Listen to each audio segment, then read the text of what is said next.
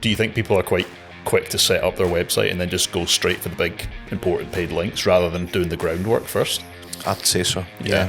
A lot of people and a lot of brands are stuck in the past. We hear so much about these link metrics. How much do these actually matter? You need to look at metrics, but there's things that you can look at before you dive into the whole metric side. Yeah. Is there something you'd put at the top of the list as in this is the most important thing when it comes to the value of this link? Is the site indexed? Does it have traffic? Is the traffic relevant? You know, if you were spending $2,000 tomorrow on links, how many links would you expect to get from that? I'm going to give you the typical SEO answer. It depends. And the We said it. It seems to be a problem with SEO in general.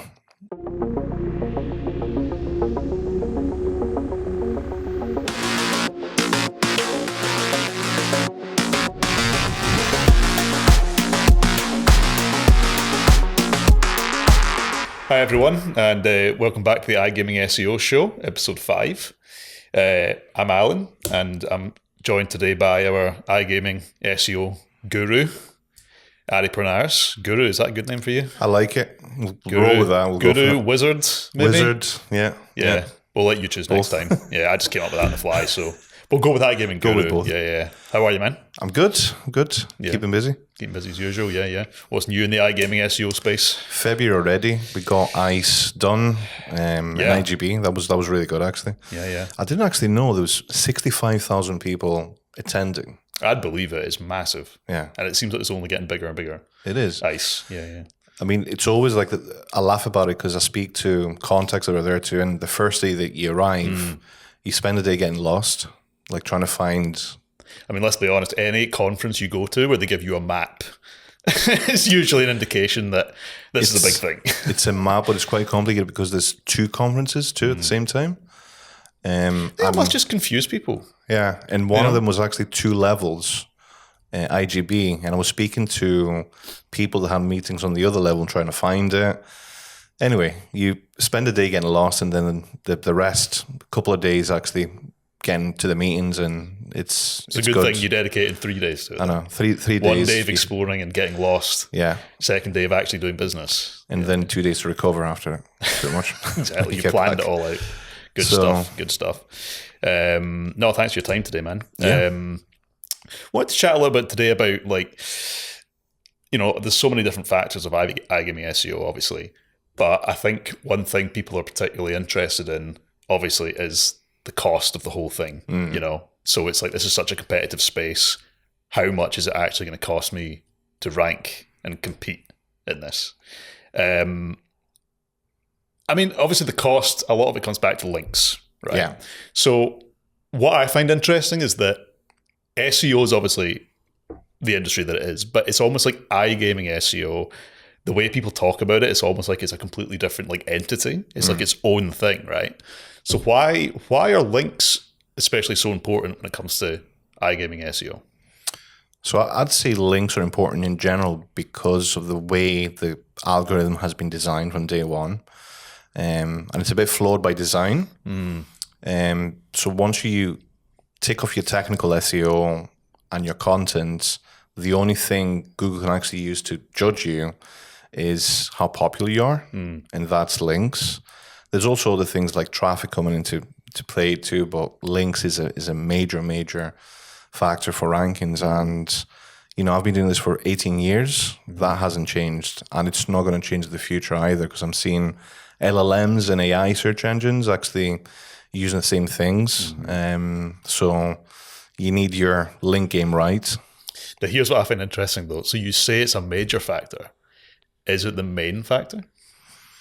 I'd say so. I think once you've ticked off your technical side, once you know that Google can actually index your website, right, as a basic thing, and once you know you can actually get some content actually seen and ranked, after that it is pretty much a game of links. Yeah, it's like you kind of get your basic things out the way first, right? You know, you nail your content, technical stuff. Yeah. Get all that stuff nailed.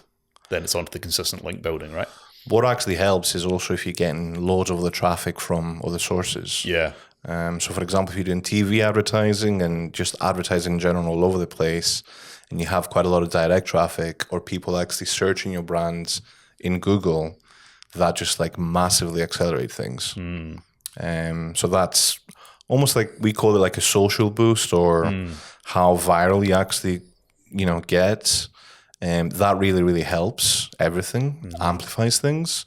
And if you're doing that, obviously you're going to be needing less links. So it really depends on the situation and the market.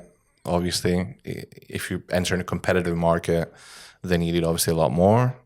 If it's a new emerging market, you could probably get away with less. I find it interesting how, like, when we talk about backlinks, you've got like your paid backlinks, but then your natural backlinks.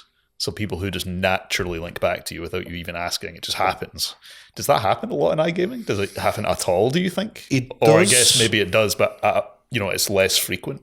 It does, but a lot less frequent. Yeah. Because obviously there's a stigma around gambling and casinos in general. Nobody's going to, like, newspapers and, I don't know, blogs and magazines and websites are not going to naturally link to a gambling brand or a casino. Yeah, it's almost a bit risky.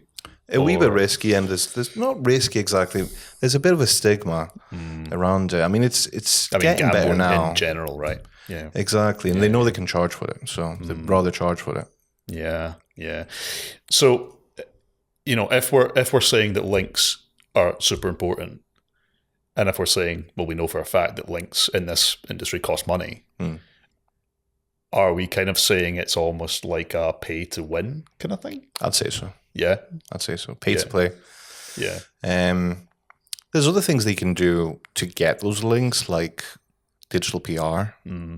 For example, again, you have to actually go out and pay for that service, unless money talks somewhere. Unless you have the capacity and also the angles and the processes for you to actually do it yourself. Which is difficult, because with digital PR, you could have 3 or 4 different campaigns going. It's not guaranteed you're going to get results out of it. So yeah, it's unfortunately it's pay to play. It's the reality of it, basically. Yeah, ain't going to rank for free. You're not going to rank for free. Not in this space, and not with any free links or anything like that. No. Okay, then. So if you can almost visualize it in your head, what is a typical iGaming website? What does a typical backlink profile look like? I mean, what kind of type of sites are we going to see in there? So in terms of types of sites, that's changed over the past few years. You used to be able to just actually go out and buy links, and you could even buy cheap links and it would work. Now you obviously need a certain quality for you to be able to move the needle. So obviously you need good quality casino links or sports links. You need to be looking at things like Topical Trust Flow and Trust Flow and Majestic. They need to be relevant, basically. Then you also need all your social links, like the entities that we've talked about before. So basically, if Google's looking at your website, they need to be able to see that you're a real brand, that you don't just actually go and buy these links and they can't prove it, but that you actually have a footprint on all the social networks, on maybe Trustpilot and other review sites, citations. And that's definitely something that's got more important just 100%, recently, right? 100%. Yeah. You need to be seen as a real business. So the first thing that I would do, even, without actually touching paid links, I would go out and build out all the social entities, all your social channels, your review channels, citations, basically any free link on a major platform that you can. You take that off first, and then you can go after your paid links. So it's almost like the thing that we said earlier, as in get your technical out of the way, maybe get some content up on your site. Then you would look at maybe getting these things out of the way, like your social media and all that kind of stuff. Before maybe moving on to actual outreach. Yeah. Get all that into place, so you're seen as a real brand. Then you look at your paid links. And then you want to diversify things a little bit too. So, for example, if you compete in a single market, you want to look at maybe like the local links that you can get, just something that's relevant to that market that you're trying to rank in. And then it's also a mixture of other websites like, your digital PR probably comes in handy, like the big tier one, as we call them, newspapers, magazines. Typically, these are like massive sites. If you get one link from them, it's equal 50 of the lower quality ones that you're actually buying. Yeah. So you need a diversified portfolio of links pointing back to your website. Yeah. Do you think it's something in general that people underestimate in the industry? I think so too. I think it's a case of maybe, do you think a lot of operators say, or whether it's anyone, I guess, in the iGaming space, like an affiliate or something. I guess maybe not so much an affiliate, doesn't play so much into this kind of category, if you like, but do you think people are quite quick to set up their website and then just go straight for the big, important paid links rather than doing the groundwork first? I'd say so, yeah. A lot of people and a lot of brands are stuck in the past. And that does work, but you need to take a few other things first to be able to have like a long-term sustainable strategy and growth. Because you'll have to do them at some point, Yeah. So taking them off at the start is a good way to do it. And you don't have to be exactly active on every social media channel. Everybody knows that when you launch a brand and you've got a small team, everybody's doing everything, you don't have the capacity to actually be, really engaged and active on every social media channel, on Trustpilot, on all these sites. But even if you have like an initial presence there, Yeah. and you can be active maybe on one or two, that actually helps, and you slowly build that out. I mean, from experience, would you say there are some that are more important to be on than others? Good question. At the moment, I'd say from a brand protection point of view and from rankings, Google is really favoring Trustpilot, for example. Trustpilot. Yeah. So you're seeing a lot of black hats actually using Trustpilot for that, manipulating it. So they see the value in it. A flavor of the month type of thing. And, in the past we had Reddit. Reddit's still very, very prominent. What about your big hitting social media channels? Facebook and Instagram? Yeah. Because I think a lot of people, myself included, they almost kind of see like Facebook almost kind of like phasing out a bit, No, I'd say it's a pretty big You think deal. it's still big, really important to get onto that? Huge for ads too. And Yeah. it's still legit, like massive channel. But there's certain websites that are favored more than Google at the moment. Yeah. So you need to be paying attention to that. Yeah. So you might have a presence across 20, but you're hyper focusing on maybe like 2 or 3 that are actually driving the traffic at the moment. Yeah, they're actually going to do you a favor. Yeah, 100%. I mean, when it comes to links, like there's always been this chat in the, not just iGaming, in the SEO industry in general, right? About like quantity versus quality, right? Now I get it must be really hard to put any kind of like number on like a link profile, but even do you have like a range in mind maybe that, people in the iGaming space should maybe be thinking about when it comes to like top quality referring domains?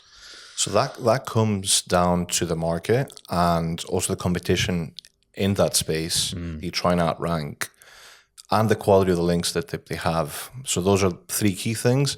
There's obviously like a lot more things that come into play, so it gets quite complicated. But those are the 3 things that I'll actually start looking at to determine how competitive a market is and how much roughly it's going to cost for the brand to compete.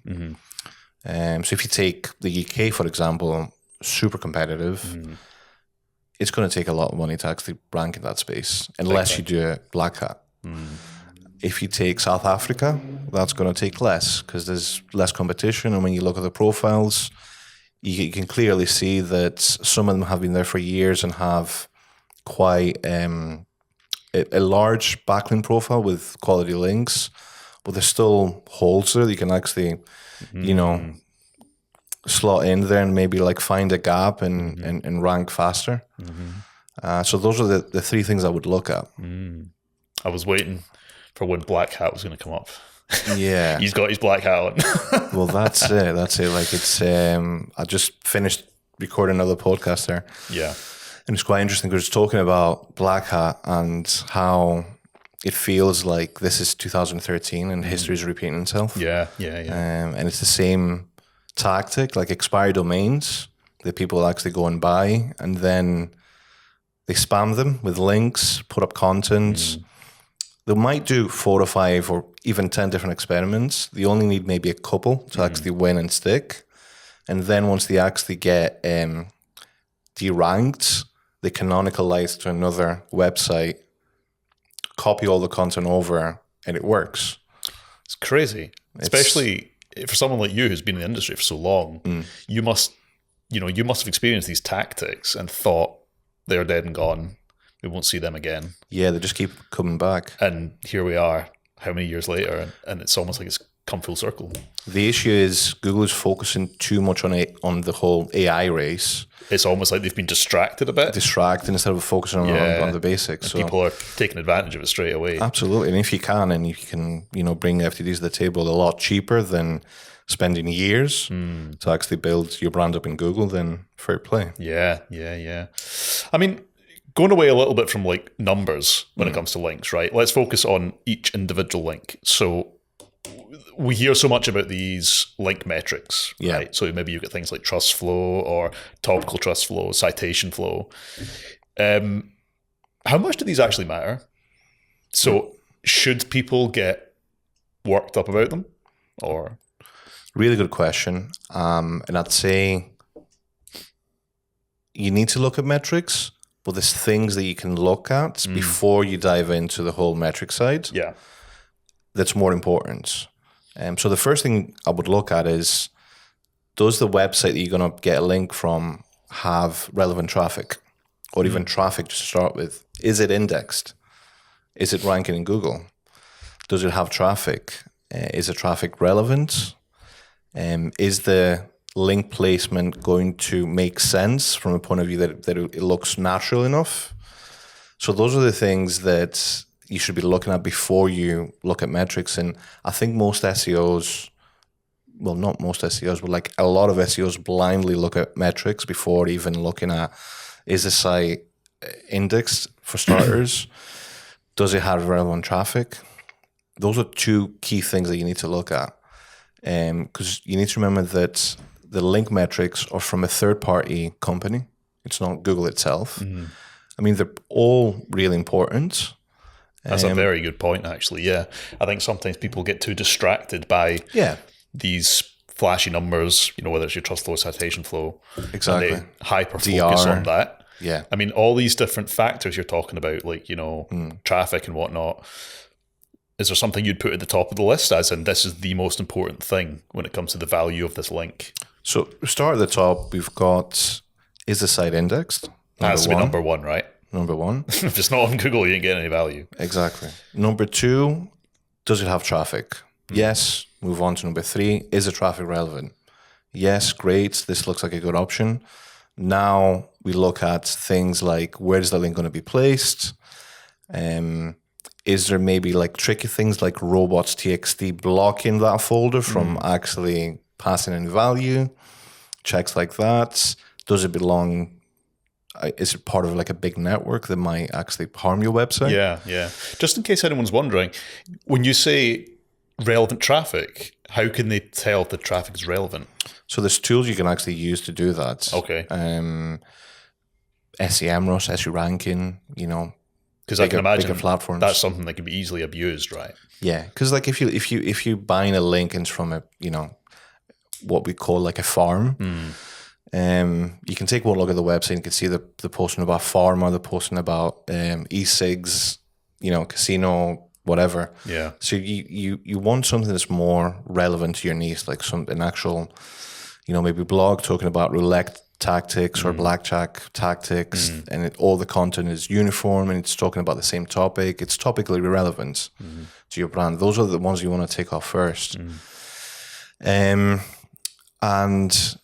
yeah, you look at those things first. You look at the traffic, you look and see if it's indexed, you look and see if it has relevant traffic, where the link is going to be placed, and then you can look at third-party metrics like trust flow, citation flow, topical trust. Does the link profile look okay, or is it spammed? Or is it a website that's going to be around maybe in a year's time if you're paying a price for it? Yeah. Look at the IP address to see that it's not part of a network. It's really interesting to hear how many other things really you should be checking before looking at these trust flow numbers, Yeah. As I mentioned earlier, I think so many people have maybe caught on to that, this site has a trust flow of 30 or 40. Yeah. Let's go for it. Whereas it's like, whoa, hang on, you should be checking a lot of other things here. Exactly. And I think a lot of these metrics can be manipulated. And I remember when I first started, we would look at PR, which is PageRank, and we'd have a tool. It was like actually a browser extension.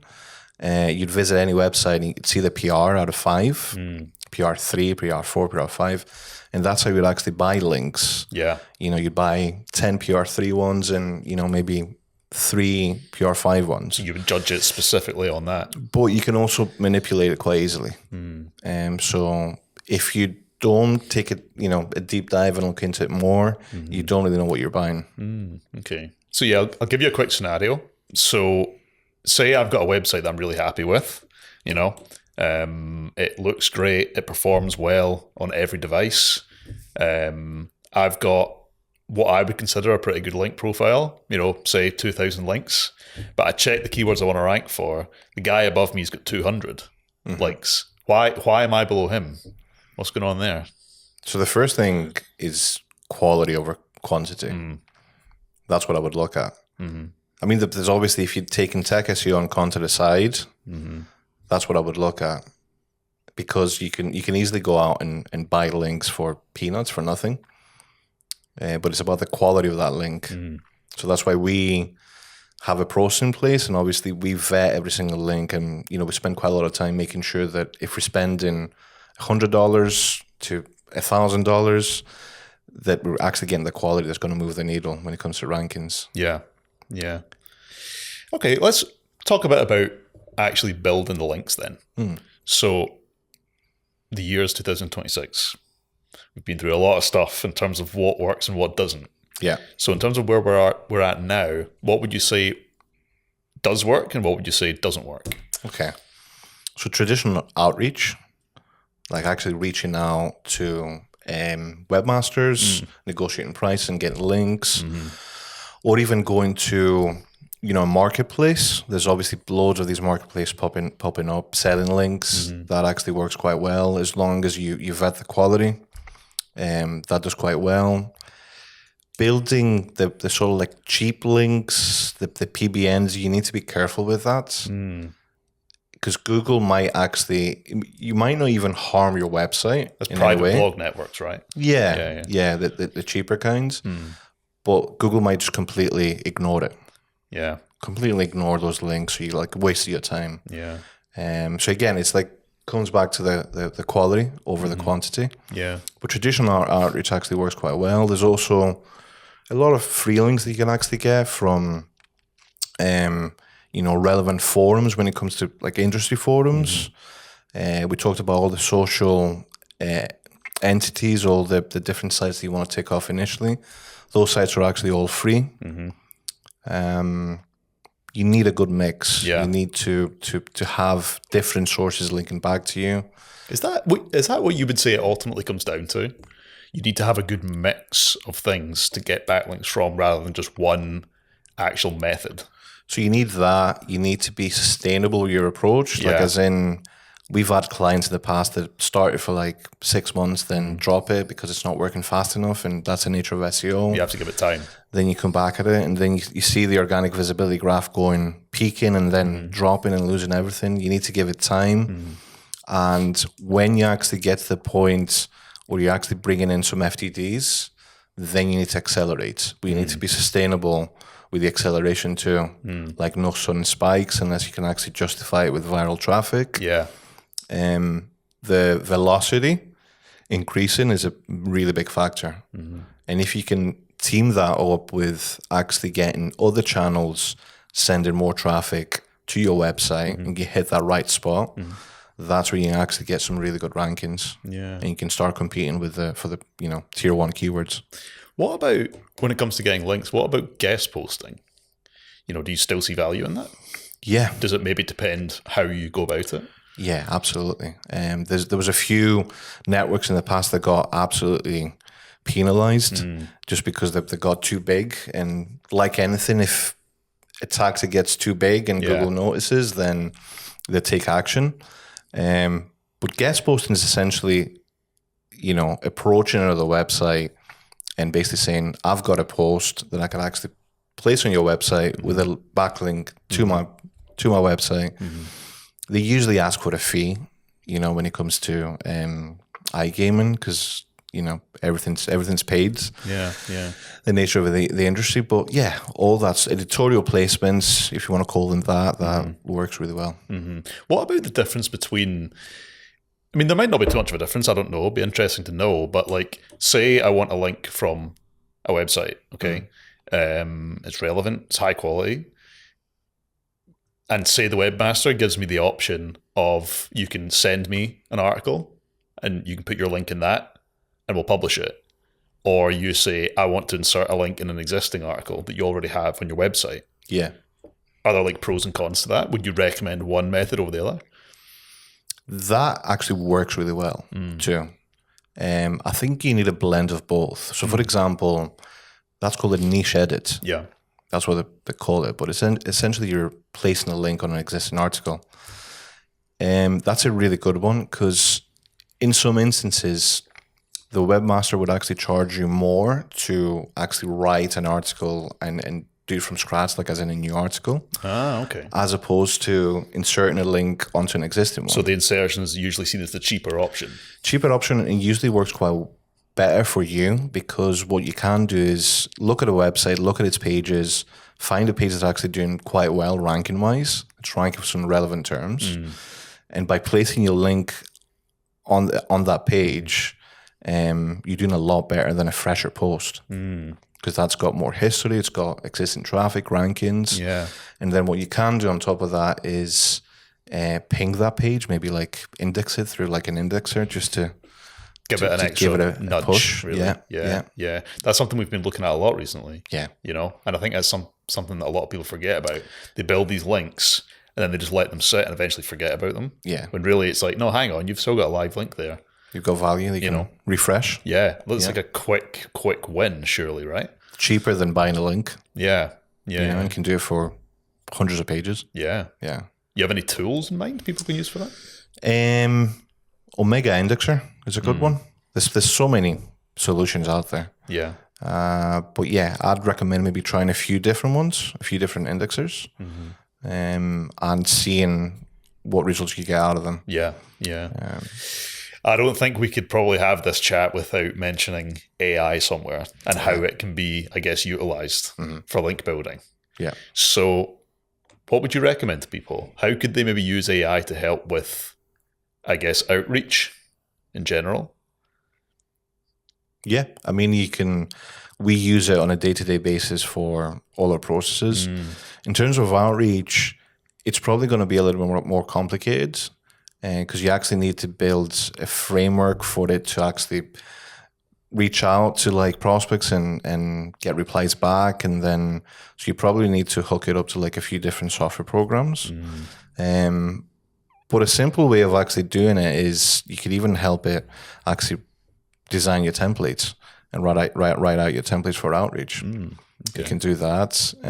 We tend to use it for like data tasks that would take, manual labor and like hours of actually sorting. Yeah. So you can use it a lot for that. And what I'd say to people about AI is get used to using it on a day-to-day basis and don't be afraid to ask it something ridiculous because in most cases I was that person and then I got into the habit of actually asking it to do things and in most cases it's capable of actually doing them and it really, really surprised me. Yeah. And that's only going to grow and it's changing super, super fast. I've noticed the same thing. Yeah. Sometimes you ask it something and you think, it's not going to know, it's not going to have no idea. But eventually it comes up with a solution that you think, okay, I didn't think of that. That's actually pretty good. Or even asking to do like a task. You know, you might assume that I don't think it's there yet, but the reality is that it probably is. Yeah. Coming back to like outreach and I guess like finding targets, what about like scraping tools? Old school like scraping tools, are they still used? Are they still valuable? Yeah. Yeah. Yeah. I mean, let's say Scrapebox. Scrapebox is one that comes to mind. Is the GOAT. That's the OG of tools that people still use, and it's so cheap. It's pretty old school, right? Like it's really, really old. How old are we talking? I don't know, maybe 20 years. Really? Wow. At least. I mean, it was a tool that was used by spammers initially, so you can actually spam links, you could spam blog comments. There's loads you could actually do with it. We used it to scrape a lot of keywords and find links, and that's a very good one. And again, you can take that and feed it into AI and sort your results. So you can do things super fast when it comes to you know, prospecting. So that's something not to ignore, I guess. Scraping tools still value there, right? That's the cheaper option. The kind of like sort of a tech guy in a dark room on a low budget option. There's other tools that can actually do that for you, and that they've got like a much more friendly UX. I'd say. Yeah. I guess some people are just going to be like, I don't care with the UX. Just exactly. Well, you pay the price. You pay the price. Yeah. But it's interesting to know there's so many different like methods, I guess. Yeah. Pitchbox was a good one actually. Pitchbox, that's another one. Yeah. That's super cool too. I guess it comes down to anything that can like save you time, right? Because if you're trying to build links in such a competitive industry, you want to be doing anything that is going to save you just even a tiny bit. Yeah. And I think we're at a stage right now with some clients that we have been doing it for years, and we're at a stage where it's difficult to actually find those links with the right metrics and the right traffic that actually move the needle. Yeah. So now we're looking into like maybe additional categories like that are relevant, but maybe not as relevant, have like some sort of relevance there. Yeah. So it's always evolving and changing, but if you can find a way to collate as much information as possible and then use AI to actually order it in a way that's easily digestible and accessible, you could do a lot with that. Yeah.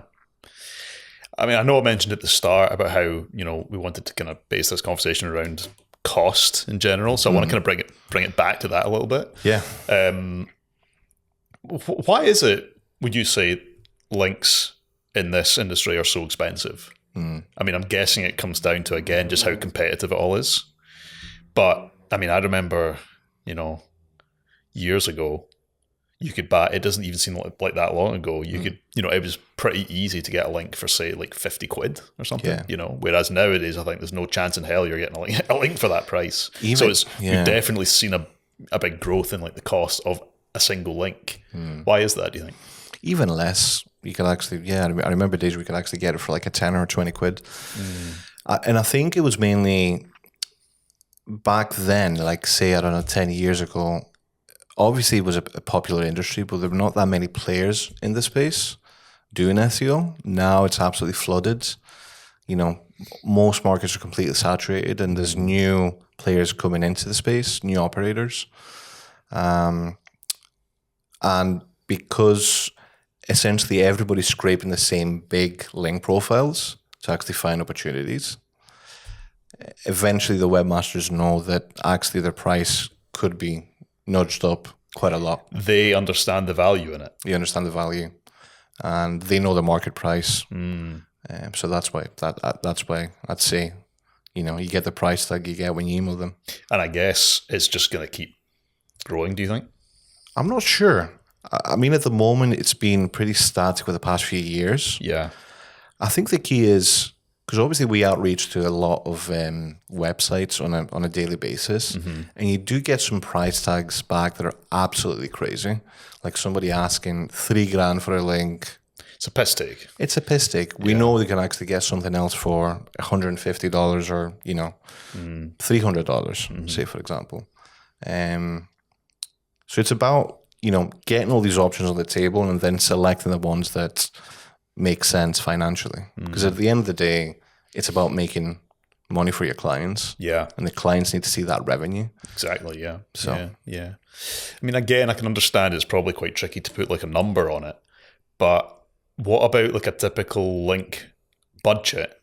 You know, what do you think operators should maybe be looking at in terms of a link budget?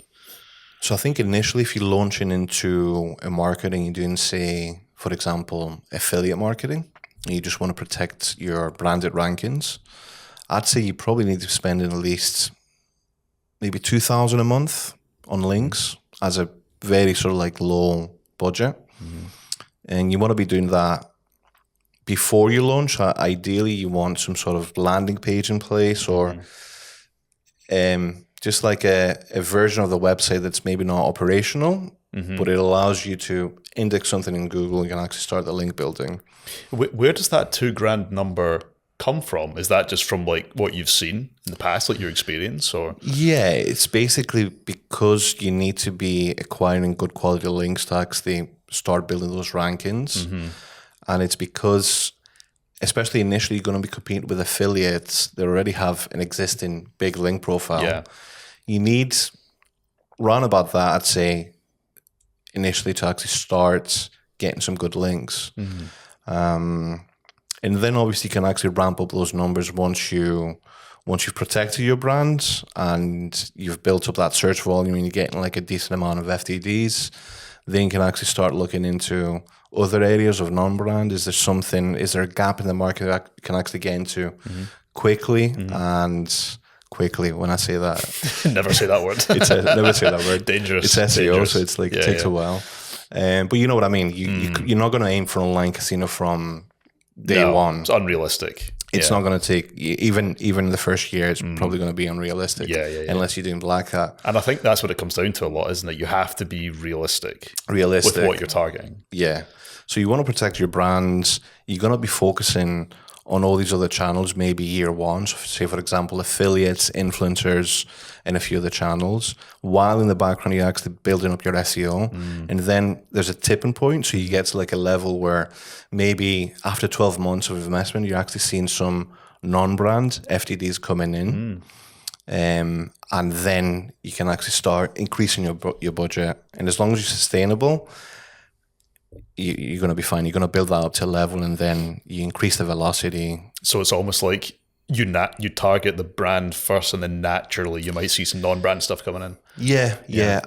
I'd say you need to do that first, and a lot of operators that are new into the space get that wrong. And if affiliates just outrank them for branded terms and essentially steal their traffic and sell it back to them or send it to somebody else. Coming back to the $2,000 number you mentioned, you know, say if we take, say, the UK market, you know, if you were spending $2,000 tomorrow on links, how many links would you expect to get from that on average? Are we talking 10, 15? I'm going to give you the typical SEO answer. It depends.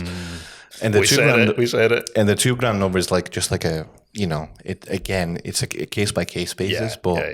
Being realistic, you probably need that in the market to at least protect your branded rankings. I mean, we aim to get links at a good price point, so we negotiate heavily. But for $2,000, you want to be getting at least, I'd say, 10 to 15. I mean, that might give people an idea of, you know, whether they're actually getting good prices back or not, I guess, you know. Yeah. If you took that to a marketplace, you wouldn't be able to do as much, I don't think, because they're more expensive. Yeah. But yeah, I think that's what you need initially. You need to start building those links, getting that authority up, getting your rankings up, protecting your brands, and then, you know, going into different sort of areas of non-brand. Yeah. I mean, looking at the landscape in general, would you say that you think brands are under-investing in links at the moment? It seems to be a problem with SEO in general. And there's memes that you see online on LinkedIn, and it's like ad spend versus SEO spend. And the ad spend is like, you know, a crazy pack of money, and the SEO spend is like change on pocket change on a table. Like, you've maybe not got your priorities right. It's difficult though, because the thing is with ads, once you get your cost per acquisition, you can just turn up the volume, right? So you go in and you know that if you spend X amount, roughly, you can get this return. And you know what works, right? And you know what works, and it's more instant.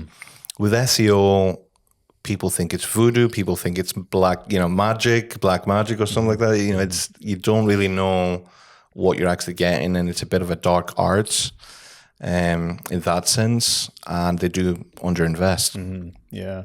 At least initially, until they actually see some traction. Once they actually see some traction, then they go for it. So would you say they are underinvesting I'd say so. just now? In general, you think? I'd say so. It's maybe not, people don't really see maybe the value in it that we see, or?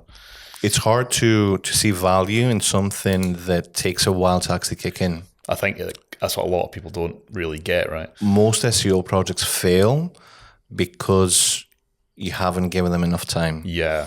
And that's from the client side, but it's also from the agency side or the freelancers, the SEO person side, not communicating like everything properly and not communicating the fact that this is a long-term project. It's not gonna happen overnight. And I guess it's only harder when people see results instantly with paid ads and PPC, and it's almost like they do a kind of comparison, like, I ranked instantly with the right approach to paid ads, whereas SEO is taking me 6 months.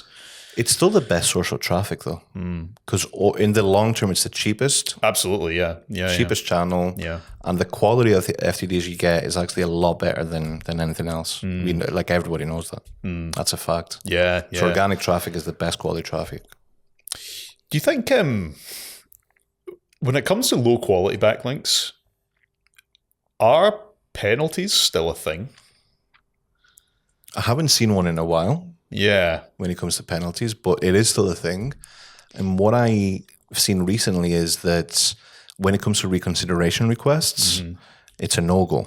Yeah. So you can't really do that anymore. Yeah. I don't know if that's going to change, but that's the latest news that I learned about the whole penalty thing. Because I think what a lot of people must think about is that if I build if I happen to build a lot of low quality sites back to my website, is Google just going to ignore them and give me no value? Or is Google actually going to penalize me for that? Yeah. I think, iGaming is a completely different industry in itself, I'd say. I think Google has different algorithms to determine things. Yeah. I haven't seen an example in a while. It does happen. And it seems to be happening a lot more for affiliates. And the whole reconsideration request thing is a nightmare at the moment. It's almost like, you've been slapped once, but then that's you on the blacklist forever. You need to start from scratch. Wow. Which is actually quite scary. Just a bit. You could be an operator trusting like an agency or somebody to do this work, and you might not have you don't really know the ins and outs of like SEO. You just know that you're investing in an agency to actually do the work. They might be using really, really shitty tactics, and then that happens, and then it's your entire brand. Yeah, because I remember when I started in the industry, I remember disavow files were quite big things. Yeah. They were really important. Make sure you're tidying up your backlink profile.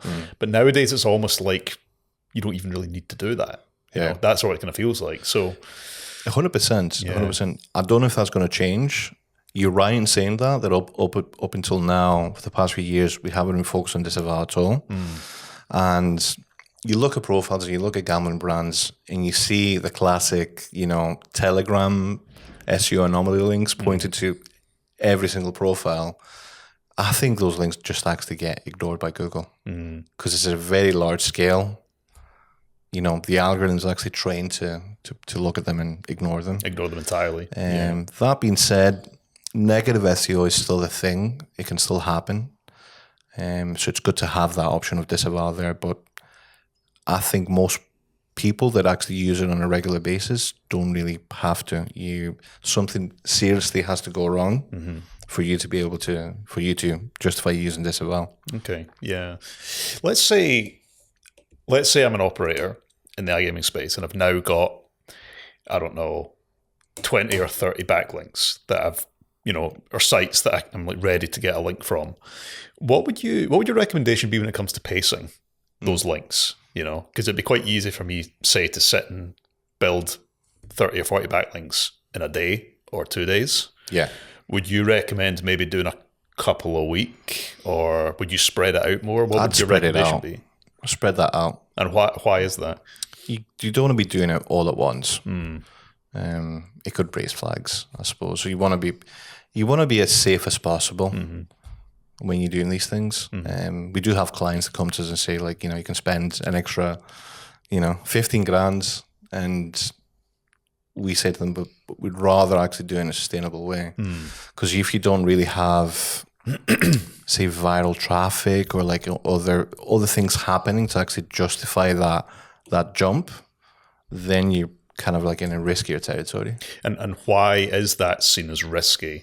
Is it because Google might look at that and think, hang on, there could be some black hat stuff going on here? Exactly that. It doesn't look natural. Is that what it comes down to? Exactly. And I don't think you'd have an issue as much unless you were doing a crazy amount of links. But it's better to play it safe then. Better safe than sorry. Okay. I mean, I guess to kind of close off, just some, I guess, quick fire questions for you. But like, what would you say is one link building mistake that casino brands need to stop making? I'd say investing into the same quality of links, and also the same sort of type of link. I'd say is a negative, because you're pigeonholing yourself. Essentially, you're going after traditional outreach, and you're not looking at the tier one links like the newspapers, magazines, and all those things. You could be doing that, and you hit a wall, and you don't really get the results. And at that point, you need to look at your link profile and see what's missing. It's like a puzzle. You can see that. By the way, the other brands that are ranking above us have newspapers, magazines. They've got, other types of links pointing into it. So it's a case of looking at your profile and seeing what's missing as a puzzle and plugging that gap. Okay. And what do you think what would you say is one, or I guess, well, maybe pick one tactic you think affiliates do better than operators? So affiliates have got a lot more flexibility when it comes to certain things. Like, for example, obviously reviews. Yeah. And writing content in general, operators are quite restricted by the platform as to what they can actually do. So they can get away with a lot more creative ways of actually creating content and maybe doing digital PR and pitching, and they're usually more flexible and faster in doing so. Yeah. Compared to like an operator that needs to go through several different managers to actually approve it. So you have that flexibility there. Also, they can actually go and attract different types of things when it comes to links. They could get free links from actual affiliate websites that sign up to, and that's a good tactic. So, for example, you could go and sign up on 20 different affiliate programs. And you can ask for a link back from their website, as in the affiliate program website, back to the affiliate. Yeah. So that's a free link, and usually these links are actually quite relevant. Yeah. You look at the topical trust rulings, games gambling, so it's a good one. It's a good one to go for, yeah. But then again, operators have other types of opportunities that affiliates cannot go for. So it kind of works both ways, right? Balance. Yeah. Because obviously you used to be in the affiliate space quite a lot, right? Big time, yeah. Back in the day. And you think if you were to go back into it now, it'd be completely different ball game. Completely different. I used to rank in the UK on page one for roulette, blackjack terms, and I used to make really good money out of that. And how much effort did that take back then? Because those are super competitive terms. Not a lot. I was really lazy. Really? I never would have thought. I'd sit in my bedroom, or I used to share a flat with a guy that I was in a band with back then, and I'd spend maybe 2 hours maybe working a day. Really? I mean, I'm probably over it again. I'd say less, actually, maybe half an hour to an hour, working every day. Once I was set up, essentially all I was doing was buying links, and I had content outsourced. So I did that for 2 years, and you really saw a good return on it. Wow. I saw a good return on it, and then Google Penguin. I think it was the first Google Penguin update that hits. And that was the update that really floored it, right? Yeah. And then I was like, I need to do something else to bring sites back to that level. So, God, yeah. Well, you were in it while it worked, I guess. Yeah. Part-time link builder, part-time band member. I wish I was in it a little bit longer. I caught the end. I think it was the last 2 years. And then now it's super competitive, obviously. Yeah. So if I was to go into this space now, I'd probably look at a different market, maybe like an emerging, up and coming market, and not focus on the UK at all because it's a mess. Yeah, I'd do that, and it'd be much cheaper to actually get into that market too, and rank and get results. Yeah. It's been great to chat, man. Thanks Great a lot. chat to you And we could probably talk about this for hours, but I guess need to save something for future episodes. Yeah. But I'm sure this is a lot of stuff people have found really helpful. Hopefully. So thanks very much for watching, everyone. If you liked the episode, make sure to drop a like on the video. It helps us out a lot. Stay tuned for more episodes. Take care.